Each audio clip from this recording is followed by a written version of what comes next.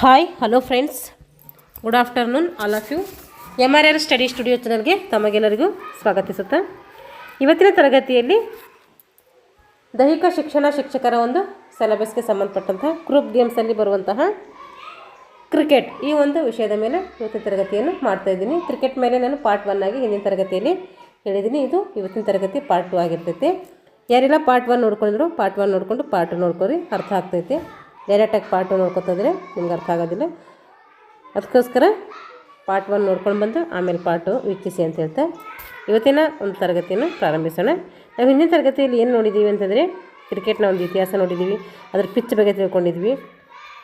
EV popping craze, ಸ್ಟಂಪ್ಸು, ಬೆಲ್ಸು, ಚೆಂಡು ಇಷ್ಟರ ಬಗ್ಗೆ ನಾವು ಹಿಂದಿನ ತರಗತಿಯಲ್ಲಿ ತಿಳ್ಕೊಂಡಿದ್ದೀವಿ.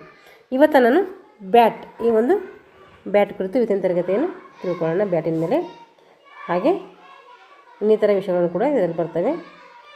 ಬ್ಯಾಟ್ ಸಾಮಾನ್ಯವಾಗಿ ಬ್ಯಾಟನ್ನು ಎದರಿಂದ ಮಾಡ್ತೀವಿ ಅಂತಂದರೆ ವಿಲ್ಲೋ ಎನ್ನುವಂಥ ಒಂದು ಜಾತಿಯ ಮರದಿಂದ ಮಾಡ್ತಾರೆ. ಕೇಳ್ತಾರೆ ಎಕ್ಸಾಮಲ್ಲಿ ಇದು. ಕ್ರಿಕೆಟ್ ಬ್ಯಾಟನ್ನು ಯಾವ ಒಂದು ಜಾತಿಯ ಮರದಿಂದ ಮಾಡ್ತಾರೆ ಅಂದರೆ ವಿಲ್ಲೋ ಎನ್ನುವಂಥ ಒಂದು ಜಾತಿಯ ಮರದಿಂದ ಮಾಡ್ತಾರೆ. ಇದರ ಒಂದು ಕಡೆ ಚಪ್ಪಟೆ ಆಕಾರದಲ್ಲಿದ್ದು ಬ್ಯಾಟ್ನ ಒಂದು ಕಡೆ ಏನಾಗಿರ್ತೈತೆ, ಈ ರೀತಿ ಬ್ಯಾಟ್ ಇದೆ ಅಂದರೆ ಇದೇನಾಗಿರ್ತದೆ, ಒಂದು ಕಡೆ ಚಪ್ಪಟೆ ಆಕಾರ ಆಗಿರ್ತೈತೆ. ಚೆಂಡನ್ನು ಹೊಡೆಯಲು ಮತ್ತು ಕ್ಷೇತ್ರದ ಅಂದರೆ ವಿಕೆಟ್ ಕಾಪಾಡಿಕೊಳ್ಳಲು ಇದನ್ನು ಬಳಸ್ತಾರೆ. ಇದು ಬ್ಯಾಟ್ ಯಾಕೆ ಬಳಸ್ತಾರೆ ಅಂದರೆ ಚೆಂಡನ್ನು ಹೊಡಿಲಿಕ್ಕೆ ಮತ್ತು ವಿಕೆಟ್ ಕಾಪಾಡಿಕೊಳ್ಳಲು ಈ ಒಂದು ಬ್ಯಾಟನ್ನು ಬಳಸ್ಕೊಳ್ತಾರೆ. ಇನ್ನೊಂದು ಬದಿಯು ದುಂಡಗೆ ಇರ್ತೈತೆ. ಇನ್ನೊಂದು ಬದಿ ಏನಿರ್ತೈತೆ, ದುಂಡಗೆ ಇರ್ತೈತೆ. ನೀವು ಕ್ರಿಕೆಟ್ ಬ್ಯಾಟ್ ನೋಡಿದ್ರೆ ಅದರೊಂದು ಕಲ್ಪನೆ ನಿಮಗೆ ಇರಬೇಕು, ಇದ್ರೆ ಇಲ್ಲದ ಅರ್ಥ ಆಗ್ತೈತೆ. ಹಾಗಾದರೆ ಈ ಒಂದು ಬ್ಯಾಟ್ನ ತೂಕ ಎಷ್ಟಿರ್ತೈತೆ ಅಂತೇಳಿ ನೋಡಿರಿ. ಇದು 2 ಪೌಂಡ್ 10 ಔನ್ಸ್ ಇರ್ತೈತೆ. 2 ಪೌಂಡ್ 10 ಔನ್ಸ್ ಇದರೊಂದು ತೂಕ ಇರ್ತೈತೆ. ಕೇಳ್ತಾರೆ ಬ್ಯಾಟ್ನ ತೂಕ ಎಷ್ಟಿರ್ತೈತೆ ಅಂಥೇಳಿ. 2 ಪೌಂಡ್ 10 ಔನ್ಸ್ ಇರ್ತೈತೆ. ಹಾಗಾದರೆ ಗರಿಷ್ಠ ಎಷ್ಟಿರ್ತೈತೆ ಇದರ ಅಗಲ? ತೂಕ ಆಯಿತು. ಇವಾಗ ಅದರ ಅಗಲ ಎಷ್ಟಿರ್ತದೆ ಅಂದರೆ ಬ್ಯಾಟ್ನ ಅಗಲ 10.8 ಸೆಂಟಿಮೀಟರಿಂದ 1/4 ಇಂಚ್ ಇರ್ತೈತೆ. ಇಂಚಾಗಿ ಹೇಳಬೇಕಾದ್ರೆ 1/4 ಇಂಚ್ ಇರ್ತೈತೆ. ಸೆಂಟಿಮೀಟರ್ ಹೇಳಿದ್ರೆ 10.80 ಸೆಂಟಿಮೀಟರ್ ಅಗಲ ಇರ್ತೈತೆ. ಹಾಗಾದರೆ ಉದ್ದ ಎಷ್ಟಿರ್ತೈತೆ? ಅದ್ರ ಉದ್ದ ಅಂದರೆ 96.5 ಸೆಂಟಿಮೀಟರ್ ಇರ್ತೈತೆ. ಅಡಿಯಲ್ಲಿ ಹೇಳಿದ್ರೆ 3.2 ಅಡಿ ಇರ್ತೈತೆ. ಈಗ ಬೌಂಡ್ರಿ ಲೈನ್ ನೋಡಿರಿ, ಒಂದು ಸ್ವಲ್ಪ ತೋರಿಸ್ತೀನಿ ನೋಡಿರಿ. ಇದಕ್ಕೆ ನಾವು ಈ ರೌಂಡ್ ಇದೆಯಲ್ಲ ಇದಕ್ಕೆ ಏನಂತೀವಿ, ಬೌಂಡ್ರಿ ಅಂತೇಳಿ ಕರಿತೀವಿ. ಇದು ಫುಲ್ ಇದೆ, ಇದು ಫುಲ್ಲು, ಇದಕ್ಕೆ ಏನಂತೀವಿ ನಾವು ಬೌಂಡ್ರಿ ಅಂತೇಳಿ ಕರಿತೀವಿ. ಇದೊಂದು ಫುಲ್ಲು ಸರ್ಕಲ್ಗೆ ಬೌಂಡ್ರಿ ಅಂತೇಳಿ ಕರಿತೀವಿ. ಇದಕ್ಕೆ ಏನಂತೀವಿ ಅಂದರೆ ಔಟ್ ಫೀಲ್ಡ್ ಅಂತ ಕರಿತೀವಿ, ಹೊರಗಡೆ ಆಡುವಂಥದ್ದು. ಇದಕ್ಕೆ ಇನ್ ಫೀಲ್ಡ್ ಅಂತ ಕರಿತೀವಿ. ಇದಕ್ಕೆ ಕ್ಲೋಸ್ ಇನ್ ಫೀಲ್ಡ್ ಅಂತೇಳಿ ಕರಿತೀವಿ. ಇಲ್ಲಿ ಮಧ್ಯದಲ್ಲಿರೋಕ್ಕೆ ಏನಂತೀವಿ, ಇದಕ್ಕೆ ಪಿಚ್ ಅಂತೇಳಿ ಕರಿತೀವಿ. ಈ ಕಡೆ of side right, on side left, ಈ ಕಡೆ ಆನ್ ಸೈಡ್ ರೈಟು, ಈ ಕಡೆ ಆಫ್ ಸೈಡ್ ಲೆಫ್ಟ್, ಈ ರೀತಿ ಇರ್ತವೆ. ಇದೆಲ್ಲ ಸ್ವಲ್ಪ ಗ್ರೌಂಡ್ ನೀಟಾಗಿ ಕಾಣೋದಿಲ್ಲ. ಇದೆಲ್ಲ ಆರ್ಡರ್ ನಿಂತಿರ್ತಾರೆ. ಇಲ್ಲಿ ಬ್ಯಾಕ್ವರ್ಡ್ ಪ್ಲೇಯರ್ಸು, ಇಲ್ಲಿ ಫಾರ್ವರ್ಡ್ ಪ್ಲೇಯರ್ಸು, ಇವರೆಲ್ಲ ಇಲ್ಲಿ ನಿಂತಿರ್ತಾರೆ. ಈಗ ಬೌಂಡ್ರಿ ಇದು ನೋಡಿರಿ, ಇದು ಬೌಂಡ್ರಿ. ಇದ್ರ ಬಗ್ಗೆ ಏನು ಮಾಡೋಣ, ಈಗ ತಿಳ್ಕೊಳ್ಳೋಣ.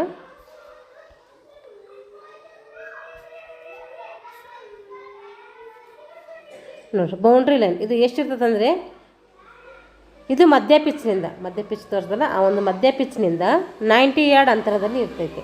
90 ಯಾರ್ಡ್ ಎಷ್ಟಿರ್ತದೆ ಅಂತ ಕೇಳ್ತಾರೆ, 90 ಯಾರ್ಡ್ ಇರ್ತೈತೆ. ಇದು ಸಾಮಾನ್ಯವಾಗಿ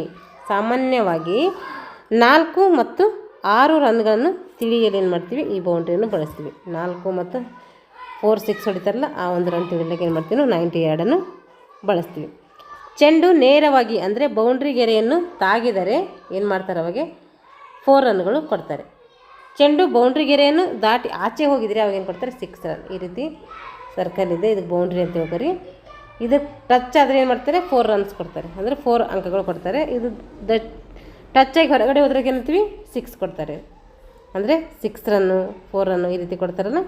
ನೀವು ಕ್ರಿಕೆಟ್ ನೋಡೋರಿಗೆ ಚೆನ್ನಾಗೆಲ್ಲ ಗೊತ್ತಿರುತ್ತೆ. ಅದಕ್ಕೆ ತಾಗಿದರೆ, ಬೌಂಡ್ರಿಗೆ ತಾಗಿದರೆ 4 ಕೊಡ್ತಾರೆ. ಅದು ಬೌಂಡ್ರಿಗೆ ದಾಟಿ ಅದರ ಆಚೆ ಹೋಗಿದ್ರೆ ಏನು ಕೊಡ್ತಾರೆ, 6 ಕೊಡ್ತಾರೆ. ನೋಡ್ರಿ, ಕೌಶಲ್ಯಗಳು ಸ್ಕಿಲ್ಸ್ ಅಂತೇಳಿ ಕರಿತೀವಿ. ಸಾಮಾನ್ಯವಾಗಿ ಕ್ರೀಡಾ ಜಗತ್ತಿನಲ್ಲಿ ಎಲ್ಲ ಕ್ರೀಡೆಗಳು ಏನು ಮಾಡ್ತವೆ, ತನ್ನದೇ ಆದಂಥ ಕೌಶಲ್ಯಗಳನ್ನು ಹೊಂದಿರ್ತವೆ. ಪ್ರತಿಯೊಂದು ಕೂಡ ಏನು ಮಾಡ್ತೇವೆ, ಕ್ರೀಡೆಗಳು ಅದರದ್ದೇ ಆದಂತಹ ತನ್ನ ಸ್ಕಿಲ್ಗಳನ್ನು ಅದು ಹೊಂದಿರ್ತೈತೆ. ಹಾಗೆ ಇದರಲ್ಲೂ ಕೂಡ ಹಲವು ರೀತಿಯ ಸ್ಕಿಲ್ಗಳನ್ನು ನೋಡ್ತೀವಿ. ಇಲ್ಲಿ ಬ್ಯಾಟಿಂಗ್ ಮಾಡುವಂತಹ ಸ್ಕಿಲ್, ಹಾಗೆ ಫ್ರಂಟ್ ಫುಟ್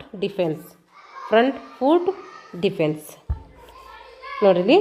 ಬ್ಯಾಟಿಂಗ್ ಸ್ಕಿಲ್ಲಲ್ಲಿಯೇ ಮತ್ತೇನು ಬರ್ತೈತೆ, ಫ್ರಂಟ್ ಫುಟ್ ಡಿಫೆನ್ಸ್ ಅಂತ ಬರ್ತೈತೆ. ಮತ್ತು ಫ್ರಂಟ್ ಫುಟ್ ಡಿಫೆನ್ಸಲ್ಲಿ ಮತ್ತೆ 3 ಪ್ರಕಾರ ಬರ್ತವೆ.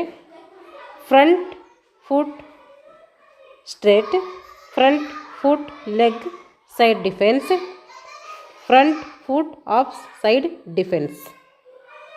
ಫ್ರಂಟ್ ಡಿಫೆನ್ಸಲ್ಲಿ ಏನು ಮಾಡ್ತೇವೆ, ಫ್ರಂಟ್ ಫುಟ್ ಡಿಫೆನ್ಸಲ್ಲಿ 3 ಪ್ರಕಾರಗಳು ತಿಳ್ಕೊಂಡಿವಿ. ಇವಾಗ ಬ್ಯಾಕ್ ಫುಟ್ ಡಿಫೆನ್ಸ್, ಫ್ರಂಟ್ ಅಂದರೆ ಮುಂದಿನ ಒಂದು ಸ್ಕಿಲ್ಗಳಂತ, ಮುಂದುಗಡೆ ಆಡುವಂಥದ್ದು. ಇವಾಗ ಬ್ಯಾಕ್ ಫುಟ್ ಡಿಫೆನ್ಸ್ ಅಂದರೆ ಹಿಂದುಗಡೆ ಆಡುವಂಥ ಒಂದು ಸ್ಕಿಲ್ಗಳಿವು. ಇದರಲ್ಲಿ ಕೂಡ 3 ಪ್ರಕಾರಗಳು ಬರ್ತವೆ. Back foot front, back foot leg side defence, back foot outside. ಇದರಲ್ಲಿ ಕೂಡ 3 ಪ್ರಕಾರಗಳಿದ್ದಾವೆ. ಇವಾಗ ಫ್ರಂಟ್ ಫುಟ್ ಡ್ರೈವ್, ಈಗ ಫ್ರಂಟ್ ಫುಟ್ ಡಿಫೆನ್ಸ್ ಆಯಿತು. ಇವಾಗ ಫ್ರಂಟ್ ಫುಟ್ ಡ್ರೈವ್ ಬಗ್ಗೆ ತಿಳ್ಕೊಳ್ಳೋಣ. ಇದರಲ್ಲಿ ಕೂಡ 3 ಸ್ಕಿಲ್ಗಳು ಇರ್ತವೆ. Front foot straight drive, front foot leg side drive, front foot outside. ಇಷ್ಟು ಬರ್ತವೆ. ಇದು ನಾನು ಏನು ಮಾಡ್ತೀನಿ ಅಂದರೆ, ಗೌರ್ಮೆಂಟ್ ಟೆಕ್ಸ್ಟ್ ಬುಕ್ಕಲ್ಲಿ ಪ್ರಾಕ್ಟಿಕಲ್ ಹೇಳುವಾಗ ಇದ್ರ ಬಗ್ಗೆ ಹೇಳ್ಕೊಡ್ತೀನಿ. ಅಲ್ಲೆಲ್ಲ ಸ್ಕಿಲ್ಲು ಚಿತ್ರ ಸಹಿತ ಕೊಟ್ಟಿದ್ದಾರೆ. ಆವಾಗ ಒಂದು ಸರ್ತಿ ನೋಡೋಣ, ಆ ಒಂದು ಸ್ಕಿಲ್ಗಳ ಬಗ್ಗೆ ತಿಳ್ಕೊಳ್ಳೋಣ. ಇವಾಗ ಇಲ್ಲಿ ಹೇಳಿದ್ರೆ ನಿಮ್ಗೆ ಅರ್ಥ ಆಗೋದಿಲ್ಲ. ಇಲ್ಲಿ ಅಲ್ಲಿ ಚಿತ್ರ ಸಮೇತ ಕೊಟ್ಟಿದ್ದಾರೆ, ಅಲ್ಲಿ ಅದ್ರ ಬಗ್ಗೆ ಹೇಳ್ಕೊಡ್ತೀನಿ. ಈಗ ಬ್ಯಾಕ್ ಫುಟ್ ಡ್ರೈವಲ್ಲಿ ಮತ್ತೆ 3 ಪ್ರಕಾರಗಳು ಬರ್ತವೆ. Back foot straight, back foot leg side, back foot off side ಅಂತೇಳಿ 3 ಪ್ರಕಾರಗಳು ಇದರಲ್ಲಿ ಕೂಡ ನಾವು ನೋಡ್ತೀವಿ. ಈಗ ಲೇಟ್ ಕಟ್, ಹಾಗೆ leg glance, hook shot, square cut, pull shot, step reverse right side. ಇಷ್ಟೆಲ್ಲ ಏನು ಮಾಡ್ತೀವಿ ನಾವು ಈ ಒಂದು ಬೌಲಿಂಗ್ ಸ್ಕಿಲ್ಗಳಲ್ಲಿ ಬರ್ತವೆ. ಬೌಲಿಂಗ್ನಲ್ಲಿಯೂ ಸಾಮಾನ್ಯವಾಗಿ ಹಲವಾರು ವಿಧಗಳನ್ನು ಮಾಡ್ತೀವಿ, ಸ್ಕಿಲ್ಗಳನ್ನು ಬಳಸಿ ಬೌಲಿಂಗನ್ನು ಮಾಡ್ತೀವಿ. ಇವಾಗ ಅವು ಯಾವ್ಯಾವ ಸ್ಕಿಲ್ಗಳು ಮಾಡ್ತೀವಿ ಅಂತೇಳಿ ಮತ್ತೆ ಹಲವಾರು ವಿಧಗಳು ಕೊಟ್ಟಿದ್ದಾರೆ ನೋಡಿರಿ. ಫಾಸ್ಟ್ ಬೌಲಿಂಗ್ ಇದರಲ್ಲಿ ಇನ್ ಸ್ವಿಂಗ್ ಬರ್ತೈತೆ, ಔಟ್ ಸ್ವಿಂಗ್ ಬರ್ತೈತೆ, ಲೆಗ್ ಕಟ್ರ್ ಬರ್ತೈತೆ. ಫಾಸ್ಟ್ ಒಂದು ಬೌಲಿಂಗಲ್ಲಿ ಮತ್ತೆ 3 ಪ್ರಕಾರಗಳು ಬರ್ತವೆ. ಇನ್ swing, out swing, leg cutter. ಈಗ ಮೀಡಿಯಮ್ ಬೌಲಿಂಗಲ್ಲಿ ಮೀಡಿಯಮ್ ಫೇಸ್ ಬರ್ತೈತೆ. ಈಗ ಸ್ಪಿನ್ನಲ್ಲಿ ನೋಡಿರಿ, of spin, leg spin, googly spin. 3 ಸ್ಪಿನ್ಗಳಲ್ಲಿ 3 ಪ್ರಕಾರಗಳನ್ನು ನೋಡ್ತೀವಿ. ಈಗ ವಿಕೆಟ್ ಕೀಪರ್ ಬಗ್ಗೆ ತಿಳ್ಕೊಳ್ಳೋಣ. ಇವಾಗ ಸಾಮಾನ್ಯವಾಗಿ ಈ ಕೌಶಲ್ಯವು ಬಹಳ ಕಠಿಣತೆಯನ್ನು ಮತ್ತು ಚುರುಕುತನದಿಂದ ಕೂಡಿದೆ. ಯಾವುದು ಈ ಒಂದು ಸ್ಕಿಲ್, ವಿಕೆಟ್ ಕೀಪರ್ ಮಾಡುವಂಥ ಒಂದು ಸ್ಕಿಲ್ ಏನಾಗ್ತದೆ ಅಂದರೆ ಕಠಿಣತೆಯಿಂದ ಮತ್ತು ಚುರುಕುತನದಿಂದ ಕೂಡಿದೆ. ಇದು ಒಂದು ಸಾಮಾನ್ಯವಾಗಿ ಒಂದು ಬಗೆಯ ಸ್ಕಿಲ್ ಆಗಿರ್ತೈತೆ. ಅಲ್ಲದೆ ಈ ಸ್ಥಾನವನ್ನು ನೇಮಿಸಲು ಕೆಳಕಂಡ ಅಂಶಗಳನ್ನು ನಾವು ಪಾಲಿಸಬೇಕಾಗ್ತದೆ. ಒಂದು, ವಿಕೆಟ್ ಕೀಪರ್ ಏನಾಗಿರಬೇಕು, ಸದೃಢನಾಗಿರಬೇಕು, ಒಳ್ಳೆಯ ಚಲನೆ ಹೊಂದಿರಬೇಕು. ವಿಕೆಟ್ ಕೀಪರ್ ಹೆಂಗಿರಬೇಕು, ಒಬ್ಬ ವಿಕೆಟ್ ಕೀಪರ್ನಾಗಿ ಆಡ್ತಾ ಇದ್ದಾರೆ ಅಂದರೆ ಅವ್ರು ಹೆಂಗಿರಬೇಕು ಅಂತೇಳಿ ಅವರು ಗುಣಲಕ್ಷಣ ಕೊಟ್ಟಿದ್ದಾರೆ. ಇಲ್ಲಿ ಅವನಾಗಿರ್ಬೇಕಂದ್ರೆ ಸದೃಢವಾಗಿರಬೇಕು, ಒಳ್ಳೆಯ ಚಲನಶಕ್ತಿ ಹೊಂದಿರಬೇಕು, ಎಲ್ಲ ಕಡೆ ಅಡ್ಡಾಡುವಂಥ ಒಂದು ಚಲನ ಸಾಮರ್ಥ್ಯವನ್ನು ಹೊಂದಿರಬೇಕು, ಶಕ್ತಿಯುತ ಉಳ್ಳವನಾಗಿರಬೇಕು, ಸ್ಟ್ರಾಂಗ್ ಆಗಿರಬೇಕು ಅವರು. ಹಾಗೆ ಚುರುಕುತನ ಮತ್ತು ಡೈ ಹೊಡೆಯುವಂಥ ಸಾಮರ್ಥ್ಯ ಕೂಡ ಹೊಂದಿರಬೇಕು. ಚುರುಕುತನ ಹೊಂದಿರಬೇಕು, ಡೈ ಹೊಡೆಯುವಂಥ ಸಾಮರ್ಥ್ಯವನ್ನು ಹೊಂದಿರಬೇಕು. ಹಾಗೆ ಒಳ್ಳೆಯ ದೃಷ್ಟಿಯನ್ನು ಹೊಂದಿರಬೇಕು. ಆ ಕಡೆ ಬಾಲ್ ಬರ್ತಾ ಇದೆ ಅಂಥೇಳಿ ಆ ಒಂದು ವೀಕ್ಷಣೆ ಮಾಡಲಿಕ್ಕೆ ಒಳ್ಳೆಯ ದೃಷ್ಟಿಯನ್ನು ಹೊಂದಿರಬೇಕು. ಇಷ್ಟು ಸ್ಕಿಲ್ಗಳು ಅಥವಾ ಲಕ್ಷಣಗಳು ಆ ಒಂದು ವಿಕೆಟ್ ಕೀಪರ್ ಹತ್ರ ಇರಬೇಕು. ಈಗ ಫೀಲ್ಡಿಂಗ್ ಮಾಡುವಂಥ ಸ್ಕಿಲ್ಗಳನ್ನು ಸ್ಟ್ಯಾಂಡಿಂಗ್ ಫೀಲ್ಡಿಂಗ್ ಇರ್ತೈತೆ ಮತ್ತು ಅಟ್ಯಾಕಿಂಗ್ ಫೀಲ್ಡಿಂಗ್ ಇರ್ತೈತೆ. ಫೀಲ್ಡಿಂಗಲ್ಲಿ 2 ವಿಧ, ಒಂದು ಸ್ಟ್ಯಾಂಡಿಂಗ್ ಫೀಲ್ಡಿಂಗು, ಇನ್ನೊಂದು ಅಟ್ಯಾಕಿಂಗ್ ಫೀಲ್ಡಿಂಗ್. ಈಗ ಕ್ಯಾಚಸ್ನಲ್ಲಿ ನೋಡಿರಿ, ಅಮೇರಿಕದ baseball catch, England orthopaedic catch, ಈ ರೀತಿ ಕ್ಯಾಚನ್ನು ಮಾಡಬೇಕು. ಅಮೇರಿಕದ ಬೇಸ್ಬಾಲ್ ಕ್ಯಾಚ್ ಮಾಡಬೇಕು, ಹಾಗೆ ಇಂಗ್ಲೆಂಡ್ನ ಆರ್ಥೋಪೆಡಿಕ್ ಕ್ಯಾಚ್ ಕೂಡ ಮಾಡಬೇಕು. ಹಾಗಾದರೆ ಕ್ರಿಕೆಟಲ್ಲಿ ಆಫೀಸಿಯರ್ಸ್ ಅಂದರೆ ಆಫೀಸಿಯಲ್ಸ್ ಎಷ್ಟಿರ್ತಾರೆ ಅಂದರೆ ಅಧಿಕಾರಿಗಳು ಎಷ್ಟು ಜನ ಇರ್ತಾರೆ ಅಂತೇಳಿ ನೋಡಿರಿ. ಇಲ್ಲಿ ಸ್ಟ್ರೈಟ್ ಅಂಪೈರ್ ಒಬ್ಬರು ಇರ್ತಾರೆ, ಹಾಗೆ ಲೆಗ್ ಅಂಪೈರ್ ಒಬ್ಬರು ಇರ್ತಾರೆ, ಥರ್ಡ್ ಅಂಪೈರ್ ಅಂತಿರ್ತಾರೆ, ಇಲ್ಲಿ ಒಬ್ಬರು ಸ್ಕೋರರ್ ಇಬ್ಬರು ಇರ್ತಾರೆ, ವೀಕ್ಷಣಾ ವಿವರಣೆಕಾರರು ಇಬ್ಬರು ಇರ್ತಾರೆ. ಟೋಟಲ್ ಎಷ್ಟು ಜನ ಆದರೂ ನೋಡಿರಿ, ಇಲ್ಲಿ ಎಷ್ಟು ಜನ ಆಗ್ತಾರೆ ಅಂತಂದರೆ 7 ಜನ ಆಗಿರ್ತಾರೆ. ಎಷ್ಟು ಜನ ಆಫೀಸಿಯಲ್ಸ್ ಎಷ್ಟಿದ್ದಾರೆ ಅಂತ ಕೇಳಿದ್ರೆ ಕ್ರಿಕೆಟಲ್ಲಿ 7 ಜನ ಇರ್ತಾರೆ. ಒಬ್ಬರು straight umpire, leg umpire, third umpire ಮತ್ತು 2 ಸ್ಕೋರರು, 2 ವೀಕ್ಷಣಕಾರರು. ಟೋಟಲ್ ಬಂದುಬಿಟ್ಟು 7 ಜನ. ಕ್ರಿಕೆಟ್ ಆಟದ ಸಲಕರಣೆಗಳು. ನಾವು ಕ್ರಿಕೆಟ್ನಲ್ಲಿ ಯಾವ್ಯಾವ ಸಲಕರಣೆಗಳು ಬಳಸ್ತೀವಿ ಅಂತ ಹೇಳಿ ನೋಡಿರಿ. ಬ್ಯಾಟ್ ಬಳಸ್ತೀವಿ, ಲೆಗ್ ಪ್ಯಾಡ್ಸ್ ಬಳಸ್ತೀವಿ, ಥೈ ಪ್ಯಾಡ್ ಬಳಸ್ತೀವಿ, ಹಾಗೆ ಅಬ್ಡಮಲ್ ಗಾರ್ಡ್ ಬಳಸ್ತೀವಿ, ಎಲ್ಬೋ ಪ್ಯಾಡ್ ಬಳಸ್ತೀವಿ, ಗ್ಲೌಸ್ ಬಳಸ್ತೀವಿ, ಹೆಲ್ಮೆಟ್ ಬಳಸ್ತೀವಿ, ಸಪೋರ್ಟರ್ ಬಳಸ್ತೀವಿ, ಶೂಸ್ ಬಳಸ್ತೀವಿ. ಇಷ್ಟೆಲ್ಲ ನಾವೇನು ಮಾಡ್ತೀವಿ, ಕ್ರಿಕೆಟ್ ಆಟದ ಸಲಕರಣೆಗಳು ಇದ್ದಾವೆ. ಇವೆಲ್ಲ ನಾವೇನು ಮಾಡ್ತೀವಿ, ಕ್ರಿಕೆಟಲ್ಲಿ ಬಳಸ್ತೀವಿ. ಇದರಲ್ಲಿ ಕ್ರಿಕೆಟಲ್ಲಿ ಬಳಸುವಂಥ ಸಲಕರಣೆಗಳ್ಯಾವು, ವಾಲಿಬಾಲಲ್ಲಿ ಬಳಸುವಂಥ ಸಲಕರಣೆಗಳ್ಯಾವು, ಬೇರೆ ಬೇರೆ ಗೇಮ್ಸ್ ಕೊಟ್ಟು ಸಲಕರಣೆಗಳು ಕೇಳ್ತಾರೆ. ಅದಕ್ಕೆ ನೆನಪಿಟ್ಕೋಬೇಕು ಯಾವುದೊಂದು ಸಲಕರಣೆ ನಾವು ಯಾವ ಕ್ರೀಡೆಯಲ್ಲಿ ಬಳಸ್ಕೊಳ್ತೀವಿ ಅಂತ ಕಾಮನ್ನಾಗಿ ತಿಳ್ಕೊಬೇಕು ನಾವು. ಈಗ ವಿಕೆಟ್ ಕೀಪರ್ನ ಸಲಕರಣೆಗಳು. ಒಬ್ಬ ವಿಕೆಟ್ ಕೀಪರ್ ಇದ್ದರೆ ಅವನಿಗೆ ಏನೇನು ಸಲಕರಣೆಗಳು ಬೇಕು ಅಂದರೆ ಹೆಲ್ಮೆಟ್ ಬೇಕು, ಅವನಿಗೆ ಅಬ್ಡಮಲ್ ಗಾರ್ಡ್ ಬೇಕು, ಕೀಪರ್ ಲೆಗ್ ಪ್ಯಾಡ್ ಬೇಕು, ಶೂಸ್ ಬೇಕು, ಕೀಪರ್ ಗ್ಲೌಸ್ ಬೇಕು. ಒಬ್ಬ ವಿಕೆಟ್ ಕೀಪರ್ಗೆ ಇಷ್ಟೆಲ್ಲ ಒಂದು ಸಾಮಗ್ರಿಗಳು ಬೇಕು. ಈಗ ಆಟಗಾರ ಎಷ್ಟು ಜನ ಇರ್ತಾರೆ ಕ್ರಿಕೆಟಲ್ಲಿ ಅಂದರೆ 11 + 5 ಇರ್ತಾರೆ. ಅಂದರೆ 11 ಜನ ಆಟ ಆಡ್ತಾರೆ, 5 ಜನ ಬದಲಿ ಆಟಗಾರ ಇರ್ತಾರೆ. ಸೇಮ್ ಹಾಕಿ ಮತ್ತು ಇದೇನಿದೆ ಸೇಮ್ ಒಂದು ಪ್ಲೇಯರ್ಸ್ ಬರ್ತಾರೆ ಇಲ್ಲಿ. ಇದರಲ್ಲಿ 11 ಜನ ಆಟಗಾರರು ಏನು ಮಾಡ್ತಾರೆ, ಆಡ್ತಾರೆ, 5 ಜನ ಸಹಾಯಕ ಆಟಗಾರರಾಗಿ ಇರ್ತಾರೆ. ಈಗ ಅಧಿಕಾರಿಗಳ ಸಂಕೇತಗಳು ಅಥವಾ ಆಜ್ಞೆಗಳು ನೋಡ್ರಿ ಹೆಂಗೆ ಮಾಡಬೇಕು. ಸಂಕೇತಗಳು ಯಾವ್ಯಾವ ಇರ್ತವೆ ಅಂತ ನೋಡ್ರಿ. ಸಂಜ್ಞೆಗಳು wide ball, no ball, dead ball, boundary, sixer. ನೋಡಿರಿ ವೈಡ್ ಬಾಲ್ ಆದಾಗ ಹೆಂಗೆ ಸಿಗ್ನಲ್ ತೋರಿಸ್ಬೇಕು, ನೋ ಬಾಲ್ ಆದಾಗ ಹೆಂಗೆ ತೋರಿಸ್ಬೇಕು, ಡೆಡ್ ಬಾಲ್ ಆದಾಗ ಯಾವ ರೀತಿ ನಾವು ಸಿಗ್ನಲನ್ನು ತೋರಿಸ್ಬೇಕು, ಸಿಕ್ಸರ್ ಹೊಡೆದಾಗ ಹೆಂಗೆ ಮಾಡಬೇಕು, ಬೈಸ್ ಮಾಡಿದಾಗೆ ಯಾವ ರೀತಿ ಸಿಗ್ನಲ್ ಕೊಡಬೇಕು ನಾವು, ಹಾಗೆ leg byes, out, short run, power play ಬಂದಾಗ ಏನು ಮಾಡಬೇಕು, WLB ಆದಾಗ ಹೆಂಗೆ ಮಾಡಬೇಕು, ಫ್ರೀ ಹಿಟ್ ಮಾಡಿದಾಗ ಹೆಂಗೆ ಮಾಡಬೇಕು, ಥರ್ಡ್ ಅಂಪೈರ್. ಇವೆಲ್ಲ ನಮ್ಗೆ ಏನು ಮಾಡಿದ್ದಾರೆ, ನಾವು ಬಿಪೆಟ್ ಮಾಡಿದಾಗ ಹೇಳ್ಕೊಟ್ಟಿದ್ದಾರೆ. ಇದು ಕೂಡ ಏನು ಮಾಡಬೇಕಂದ್ರೆ ನೀವು ಪ್ರಾಕ್ಟಿಕಲ್ ಬಂದಾಗ ನಾನು ಹೇಳ್ಕೊಳ್ತೀನಿ. ಅಲ್ಲಿ ಪ್ರಾಕ್ಟಿಕಲಾಗಿ ನಾನು ಕ್ಲಾಸ್ ಸ್ಟಾರ್ಟ್ ಮಾಡಿಲ್ಲ, ಥಿಯರಿ ಅಷ್ಟೇ ಸ್ಟಾರ್ಟ್ ಮಾಡೀನಿ ದೈಹಿಕ ಶಿಕ್ಷಣ ಪಠ್ಯಪುಸ್ತಕದಲ್ಲಿ. ಅಲ್ಲಿ ನಮ್ಗೆ ಏನು ಮಾಡಿದರೆ ಪ್ರಾಕ್ಟಿಕಲ್ ಕೊಟ್ಟಿದ್ದರೆಲ್ಲ ಚಿತ್ರಗಳು ಕೊಟ್ಟು ಸ್ಕಿಲ್ಗಳು ಯಾವ ರೀತಿ ಇದ್ದಾವೆ, ಹೆಂಗೆ ಮಾಡಬೇಕಂತೆಲ್ಲ ಕೊಟ್ಟಿದ್ದಾರೆ. ಅಲ್ಲಿ ಹೇಳ್ಕೊಡ್ತೀನಿ ಇವು ಸ್ಕಿಲ್ಗಳು ಯಾವುವು ಅಂಥೇಳಿ. ಈ ಸಿಗ್ನಲ್ಗಳೆಲ್ಲ ಅಲ್ಲಿ ಕೊಟ್ಟಿದ್ದಾರೆ. ಅಲ್ಲಿ ಬಂದು ನೋಡೋಣ. ಇವಾಗ ವಿಶ್ವಕಪ್ ಕ್ರಿಕೆಟ್ನ ಮಾಹಿತಿ. ವಿಶ್ವಕಪ್ ಯಾವಾಗ ಸ್ಥಾಪನೆ ಆಯಿತು ಅಂದರೆ ಯಾವಾಗ ಪ್ರಾರಂಭ ಆಯ್ತು 1975ರಲ್ಲಿ ಸ್ಥಾಪನೆ ಆಗ್ತೈತೆ ಕ್ರಿಕೆಟ್ ವಿಶ್ವಕಪ್ಪು. ಇದು ಫಸ್ಟ್ ನಡೆದಿದ್ದು 1975ರಲ್ಲಿ. ಎಲ್ಲಿ ನಡೀತು ಫಸ್ಟ್ನೇದು ಅಂದರೆ ಅದು ಇಂಗ್ಲೆಂಡ್ನಲ್ಲಿ ನಡೀತದೆ. ಇಲ್ಲಿ ಯಾವುದು ತಂಡ ಜಯ ಸಾಧಿಸಿದ್ದು ಅಂದರೆ ವೆಸ್ಟ್ ಇಂಡೀಸ್. ದ್ವಿತೀಯ ಸ್ಥಾನ ಪಡ್ಕೊಂಡಿದ್ದು ಆಸ್ಟ್ರೇಲಿಯಾ. 1979ರಲ್ಲಿ ನಡೀತಿದೆ. ಅಲ್ಲೂ ಕೂಡ ಇಂಗ್ಲೆಂಡ್ ನಡೆಸ್ಕೊಡ್ತೈತೆ. ಅಲ್ಲಿ ವೆಸ್ಟ್ ಇಂಡೀಸ್ ಮತ್ತೆ ವಿನ್ ಆಗ್ತೈತೆ. ಇಂಗ್ಲೆಂಡ್ ಏನಾಗ್ತೈತೆ ಇಲ್ಲಿ ದ್ವಿತೀಯ ಬಹುಮಾನ ಪಡ್ಕೊಳ್ತೈತೆ. ಇಂಗ್ಲೆಂಡ್ ಮತ್ತು ತಿರ್ಗಾ 1983ರಲ್ಲಿ ಮತ್ತೆ ಇಂಗ್ಲೆಂಡಲ್ಲಿ ನಡೀತೈತೆ. ಇಲ್ಲಿ ಜಯಿಸಿದ ಪ್ರಥಮ ಸ್ಥಾನ ನೋಡಿ ಇಂಪಾರ್ಟೆಂಟ್ ಇದೆ ಭಾರತ ಏನು ಮಾಡ್ತು 1983ರಲ್ಲಿ ವೆಸ್ಟ್ ಇಂಡೀಸ್ ವಿರುದ್ಧ ಏನು ಮಾಡ್ತು ಅಂದರೆ ಜಯವನ್ನು ಸಾಧಿಸಿತು. ಕ್ರಿಕೆಟ್ ವಿಶ್ವಕಪ್ಪನ್ನು ಗೆದ್ದಿತು ಅಂತ ಅರ್ಥ. 1987ರಲ್ಲಿ ಭಾರತ ಮತ್ತು ಪಾಕಿಸ್ತಾನ ನಡೆಸಿಕೊಟ್ಟವು ಜಂಟಿಯಾಗಿ. ಇಲ್ಲಿ ಯಾವುದಪ್ಪ ರಾಷ್ಟ್ರ ಜಯ ಸಾಧಿಸಿತು ಅಂದರೆ ಆಸ್ಟ್ರೇಲಿಯಾ ವಿನ್ ಆಯಿತು. ಇಂಗ್ಲೆಂಡ್ ಏನು ಮಾಡ್ತು ದ್ವಿತೀಯ ಸ್ಥಾನವನ್ನು ಪಡ್ಕೊಳ್ತು. 1992ರಲ್ಲಿ ಆಸ್ಟ್ರೇಲಿಯಾ ಮತ್ತು ನ್ಯೂಜಿಲೆಂಡ್ ಸೇರಿ ಮಾಡ್ತವೆ. ಇಲ್ಲಿ ಪಾಕಿಸ್ತಾನ ವಿನ್ ಆಗ್ತೈತೆ, ಇಂಗ್ಲೆಂಡ್ ಏನಾಗುತ್ತೆ ಜಯ ಸಾಧಿಸ್ತೈತೆ.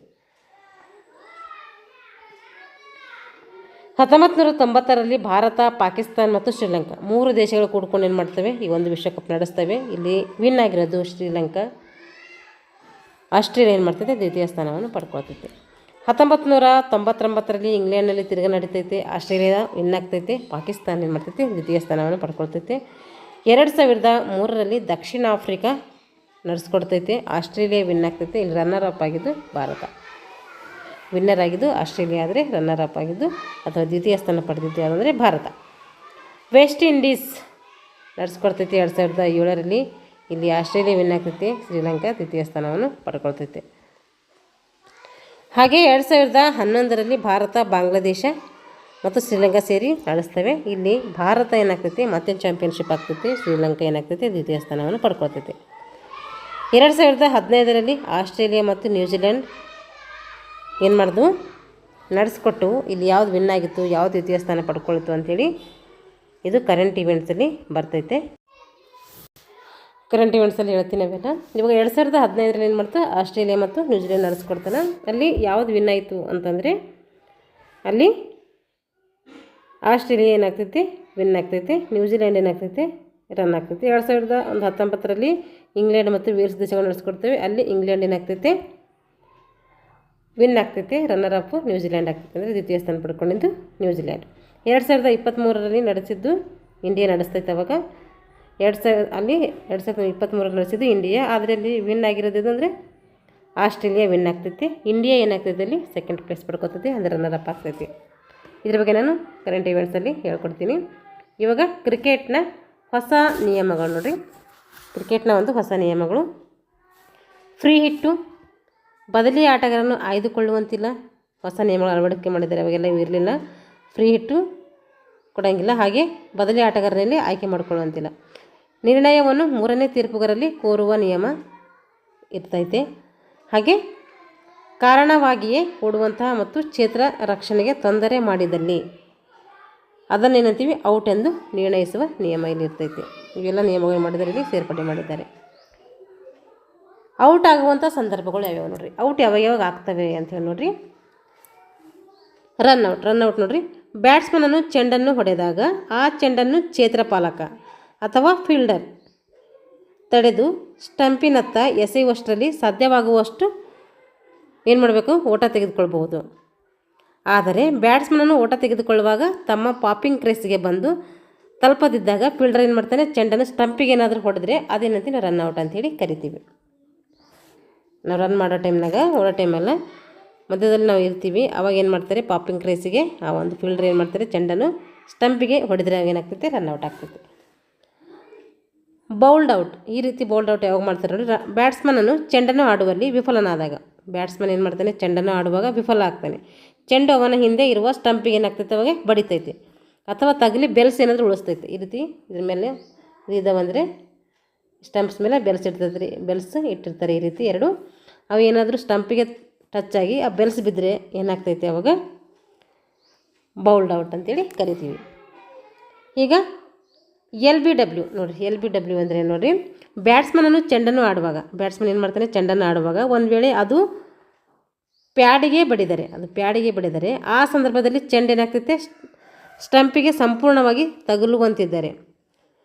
ಏನಾಯಿತು, ಬ್ಯಾಟ್ಸ್ಮನನ್ನು ಚೆಂಡನ್ನು ಆಡುವಾಗ ಒಂದು ವೇಳೆ ಅದು ಏನಾದರೂ ಪ್ಯಾಡಿಗೆ ಬಡಿದರೆ ಆ ಸಂದರ್ಭದಲ್ಲಿ ಏನಾಗ್ತೈತೆ ಚೆಂಡು ಸ್ಟಂಪಿಗೆ ಅಂದರೆ ಸ್ಟಂಪ್ ಇರುತ್ತಲ್ಲ ಆ ಒಂದು ಸ್ಟಂಪಿಗೆ ಸಂಪೂರ್ಣವಾಗಿ ತಗುಲುವಂತಿದ್ದರೆ ಬೌಲರ್ ಮತ್ತು ಫೀಲ್ಡರ್ ಏನಾಗ್ತಾನೆ ಔಟ್ಗಾಗಿ ಅಪೀಲ್ ಮಾಡ್ತಾರೆ. ಆಗ ಲೆಗ್ ಬಿಫೋರ್ ವಿಕೆಟ್ ಅಂತೇಳಿ ಏನು ಮಾಡ್ತಾರೆ ಕರಿತೀವಿ. ವಿಕೆಟಿಂಗ್ ಕವರ್ ಆಗದಿದ್ದರೆ, ಏನಾದರೂ ವಿಕೆಟಿಂಗ್ ಕವರ್ ಆಗದಿದ್ದರೆ ಏನು ಮಾಡ್ತೀವಿ ಬೌಲರ್ ಮತ್ತು ಫೀಲ್ಡರ್ ಔಟ್ಗಾಗಿ ಅಪೀಲ್ ಮಾಡ್ತಾರೆ. ಆಗ ಲೆಗ್ ಬಿಫೋರ್ ವಿಕೆಟ್ ಆಗಿ ಬ್ಯಾಟ್ಸ್ಮನ್ ಏನಾಗ್ತಾನೆ ಅವಾಗ ಔಟ್ ಆಗ್ತಾನೆ. ಈ ರೀತಿ ಕೂಡ ನಾವು ಔಟನ್ನು ಕೊಡ್ತೀವಿ. ಇದೆಲ್ಲ ನಾವು ಯಾರು BPED MPED ಮಾಡಿದ್ದೀರೋ ಅವರಿಗೆಲ್ಲ ಇದು ನೀಟಾಗಿ ಅರ್ಥ ಆಗ್ತೈತೆ, ಯಾಕೆಂದರೆ ನಾವೆಲ್ಲ ಪ್ರಾಕ್ಟಿಕಲ್ ಮಾಡಿರ್ತೀವಿ. ಇವಾಗ ಸ್ಟಂಪ್ ಔಟ್ ನೋಡಿ. ಸ್ಟಂಪ್ ಔಟ್ ಯಾವ ರೀತಿ ಆಗ್ತದೆ ಅಂಥೇಳಿ, ಬ್ಯಾಟ್ಸ್ಮನನ್ನು ಚೆಂಡನ್ನು ಆಡುವ ಪ್ರಯತ್ನದಲ್ಲಿ, ಬ್ಯಾಟ್ಸ್ಮನ್ ಏನು ಮಾಡ್ತಾನೆ ಚೆಂಡನ್ನು ಆಡುವಂಥ ಒಂದು ಸಮಯದಲ್ಲಿ ಪಾಪಿಂಗ್ ಕ್ರೀಸ್ ದಾಟಿದಾಗ ವಿಕೆಟ್ ಕೀಪರ್ ನೇರವಾಗಿ ಏನು ಮಾಡ್ತಾನೆ ಸ್ಟಂಪಿಗೆ ಚೆಂಡು ಮುಟ್ಟಿಸಿದರೆ, ಆ ಪಾಪಿಂಗ್ ಕ್ರೀಸ್ ದಾಟುವಾಗ ವಿಕೆಟ್ ಕೀಪರ್ ಏನು ಮಾಡ್ತಾನೆ ಅವಾಗ ನೇರವಾಗಿ ಸ್ಟಂಪಿಗೆ ಆ ಚೆಂಡನ್ನು ಮುಟ್ಟಿಸ್ತಾನೆ. ಅದಕ್ಕೇನಂತೀವಿ ಸ್ಟಂಪಿಂಗ್ ಆಗಿ ಬ್ಯಾಟ್ಸ್ಮನ್ ಏನಾದರೂ ಔಟ್ ಆಗಿದ್ದಂದರೆ ಅದಕ್ಕೇನಂತೆ ಸ್ಟಂಪ್ ಔಟ್ ಅಂತೇಳಿ ಕರಿತೀವಿ. ಈಗ ಹಿಟ್ ವಿಕೆಟ್ ಔಟ್ ಹೆಂಗೆ ಮಾಡ್ತಾರೆ ನೋಡಿ. ಇಲ್ಲಿ ಬ್ಯಾಟ್ಸ್ಮನನ್ನು ಚೆಂಡನ್ನು ಹೊಡೆಯುವಾಗ, ಏನಾದರೂ ಬ್ಯಾಟ್ಸ್ಮನ್ ಚೆಂಡನ್ನು ಹೊಡೆಯುತ್ತಿದ್ದಾರೆ ಆವಾಗ ಜೋಲಿ ತಪ್ಪಿ ಏನು ಮಾಡ್ತಾನೆ ಸ್ಟಂಪ್ ಮೇಲೆ ಬಿದ್ದರೆ, ಅಥವಾ ಅವನ ಕ್ಯಾಪ್ ಬಿದ್ದರೆ, ಅಥವಾ ಹ್ಯಾಂಡ್ ಗ್ಲೌಸ್ ಬಿದ್ದರೆ, ಅನೇಕವು ಏನು ಧರಿಸಿದಂಥ ವಸ್ತುಗಳು ಏನಾದರೂ ಸ್ಟಂಪಿಗೆ ತಗಲಿ ಸ್ಟಂಪ್ ಬಿದ್ದರೆ ಬ್ಯಾಟ್ಸ್ಮನ್ ಏನಾಗ್ತಾನೆ ಅವಾಗ ಹಿಟ್ ವಿಕೆಟ್ ಆಗಿ ಏನಾಗ್ತಾನೆ ಅವಾಗ ಔಟ್ ಆಗ್ತಾನೆ. ಇದಕ್ಕೇನಂತೀವಿ ಹಿಟ್ ವಿಕೆಟ್ ಔಟ್ ಅಂತೇಳಿ ಕರಿತೀವಿ. ಫೀಲ್ಡರ್ಗೆ ತಡೆ, ಹೊಡೆದ ಚೆಂಡನ್ನು ಫೀಲ್ಡರ್ಗೆ ಬ್ಯಾಟ್ಸ್ಮನ್ ಅಡೆತಡೆ ಮಾಡಿದರೆ ತಡೆ ಬ್ಯಾಟ್ಸ್ಮನ್ ಔಟ್ ಎಂದು ಅಂಪೈರ್ ಏನು ಮಾಡ್ತಾರೆ ಹೇಳ್ತಾರೆ. ಹೊಡೆದ ಚೆಂಡನ್ನು ಫೀಲ್ಡರ್ಗೆ ಬ್ಯಾಟ್ಸ್ಮನ್ ಏನಾದರೂ ಅಡೆತಡೆ ಮಾಡಿದ್ನು ಅಂದರೆ ಅವಾಗೇನು ಮಾಡ್ತಾನೆ, ತಡೆ ಬ್ಯಾಟ್ಸ್ಮನ್ ಔಟ್ ಅಂಥೇಳಿ ಅಂಪೈರ್ ಏನು ಮಾಡ್ತಾನೆ, ನಿರ್ಣಯವನ್ನು ಕೊಡ್ತಾನೆ. ಚೆಂಡನ್ನು 2 ಸಲ ಆಡಿದ್ದಕ್ಕೆ ಅವಾಗ ಕೂಡ ಏನಾಗ್ತೀವಿ, ಔಟ್ ಆಗ್ಬೋದು. ತಡವಾಗಿ ಒಳ ಬಂದಿದ್ದಕ್ಕೆ ಅವಾಗ ಕೂಡ ಔಟ್ ಮಾಡ್ಬೋದು, ಟೈಮ್ ಔಟ್ ಅಂಥೇಳಿ. ಚೆಂಡನ್ನು ಕೈಯಿಂದ ತಡೆದಿದ್ದಕ್ಕೆ ಹೋಲ್ಡಿಂಗ್ ದ ಬಾಲ್ ಅಂಥೇಳಿ ಚೆಂಡನ್ನು ಕೈಯಿಂದ ತಡೆದಕ್ಕೆ ಅವಾಗೂ ಕೂಡ ಏನು ಮಾಡ್ತಾರೆ, ಔಟನ್ನು ಕೊಡ್ತಾರೆ. ಈ ಎಲ್ಲ ಸಂದರ್ಭದಲ್ಲಿ ಏನು ಮಾಡ್ತಾನೆ, ಬ್ಯಾಟ್ಸ್ಮನ್ ಔಟ್ ಆಗ್ತಾನೆ. ಈಗ ಬೌಲಿಂಗ್ ನೋಡಿರಿ. ಬೌಲರ್ನು ಚೆಂಡನ್ನು ಭುಜದ ಮೇಲಿಂದ ತಿರುಗಿಸಿ ಅಥವಾ ಆವರ್ತಿಸಿ ಪರಿಪೂರ್ಣ ಎಸೆತವನ್ನು ಮಾಡಬೇಕು. ಏನು ಮಾಡಬೇಕು ಅವಾಗ, ಬೌಲರ್ನು ಚೆಂಡನ್ನು ಭುಜದ ಮೇಲಿಂದ ತಿರುಗಿಸಿ ಅಥವಾ ಆವರ್ತಿಸಿ ಪರಿಪೂರ್ಣ ಎಸೆತವನ್ನು ಮಾಡ್ತಾನೆ ಅವಾಗ. ಹಾಗೆ ಬೌಲಿಂಗ್ ಮಾಡುವಾಗ ಕೈಯನ್ನು ಸಂಪೂರ್ಣವಾಗಿ ತಿರುಗಿಸದೆ ಏನಾದರೂ ಚೆಂಡು ಎಸೆದರೆ ಅದಕ್ಕೇನಂತೀವಿ, ಥ್ರೋ ಅಂಥೇಳಿ ಕರಿತೀವಿ. ನೋಡ್ರಿ, ಹಾಗೆ ಬೌಲಿಂಗ್ ಮಾಡುವಾಗ ಕೈಯನ್ನು ಸಂಪೂರ್ಣವಾಗಿ ತಿರುಗಿಸದೆ ಚೆಂಡು ಎಸೆದರೆ ಅದಕ್ಕೇನಂತೀವಿ, ಥ್ರೋ ಅಂಥೇಳಿ ಕರಿತೀವಿ. ಅದನ್ನು ಅನರ್ಹ ಕೂಡ ಬಳಸಲಾಗ್ತೈತೆ, ಅವಾಗ ಅನರ್ಹ ಕೂಡ ಮಾಡ್ತಾರೆ. ಇವಾಗ ನೋ ಬಾಲ್, ಇದು ಬೌಲಿಂಗ್ ಮಾಡುವಂಥ ಒಂದು ಸಮಯದಲ್ಲಿ. ಇದು ಇಲ್ಲ ಬೌಲಿಂಗ್ ಮಾಡುವಾಗ ಬೌಲರ್ ಏನು ಮಾಡ್ತಾನೆ, ಪಾಪಿಂಗ್ ಕ್ರೇಸ್ನ ಗೆರೆಯನ್ನು ದಾಟಿ ಇಲ್ಲವೇ ತುಳಿದು ಏನಾದರೂ ಬೌಲ್ ಮಾಡಿದ್ನು ಅಂದರೆ ಅದಕ್ಕೇನಂತೀವಿ, ನೋ ಬಾಲ್ ಅಂತೇಳಿ ಕರಿತೀವಿ. ನೋ ಬಾಲ್ ಮಾಡಿದಾಗ ಎದುರಾಳಿ ತಂಡಕ್ಕೆ 1 ಅಥವಾ ಇತರೆ ಓಟ ಏನಾಗ್ತೈತೆ ಇಲ್ಲಿ ಲಭಿಸ್ತೈತೆ. ನೋ ಬಾಲ್ ಆದಾಗ ಏನು ಮಾಡ್ತೀವಿ, ಎದುರಾಳಿ ತಂಡಕ್ಕೆ ಓಟ ಲಭಿಸ್ತೈತೆ. ಇದಲ್ಲದೆ ನೋ ಬಾಲ್ ಆಗಿ ಬದಲಾಗಿ ಬೌಲರ್ ಏನು ಮಾಡ್ತಾನೆ, ಇನ್ನೊಂದು ಕ್ರಮಬದ್ಧವಂಥ ಎಸೆತವನ್ನು ಎಸೆಬೇಕಾಗ್ತೈತೆ. ಆವಾಗ ನೋ ಬಾಲ್ನಲ್ಲಿ ಬ್ಯಾಟ್ಸ್ಮನ್ ಏನು ಮಾಡ್ತಾನೆ, ರನ್ ಔಟ್ ಆಗ್ತಾನೆ.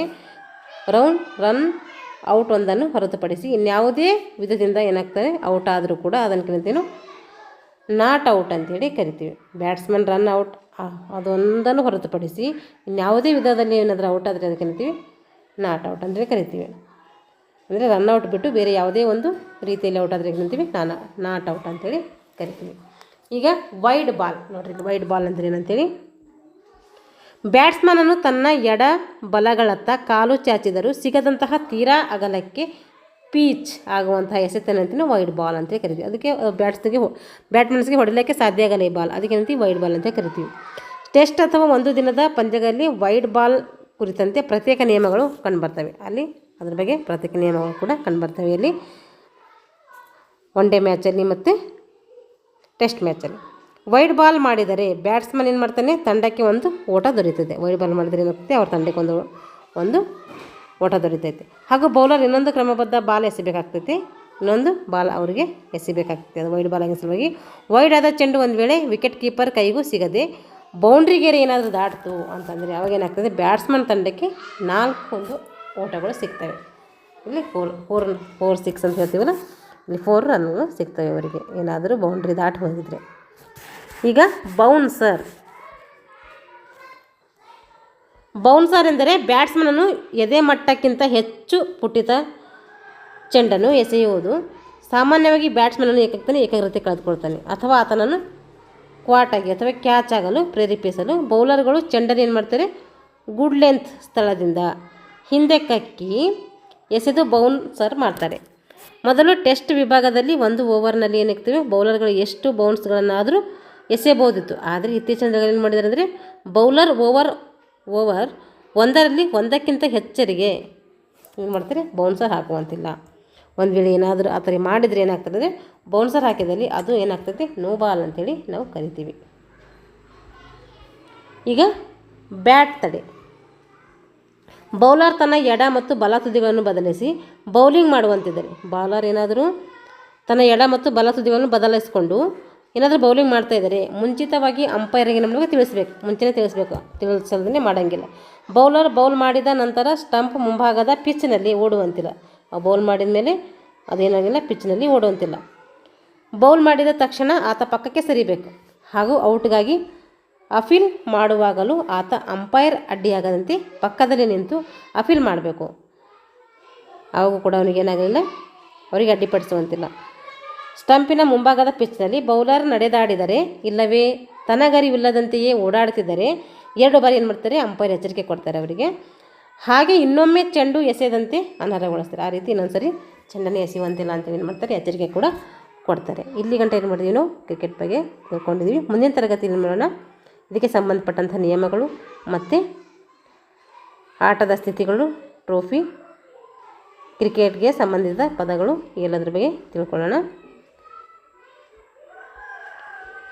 ಇಲ್ಲಿಗೆ ಈ ತರಗತಿಯನ್ನು ಮುಗಿಸ್ತಾ ಇದ್ದೀನಿ. ಮುಂದಿನ ತರಗತಿಯಲ್ಲಿ ಮುಂದಿನ ಒಂದು ಪಾರ್ಟ್ನೊಂದಿಗೆ ಮತ್ತೆ ಭೇಟಿಯಾಗೋಣ ಅಂತ ಹೇಳ್ತಾ ಎಲ್ಲರಿಗೂ ಧನ್ಯವಾದಗಳು.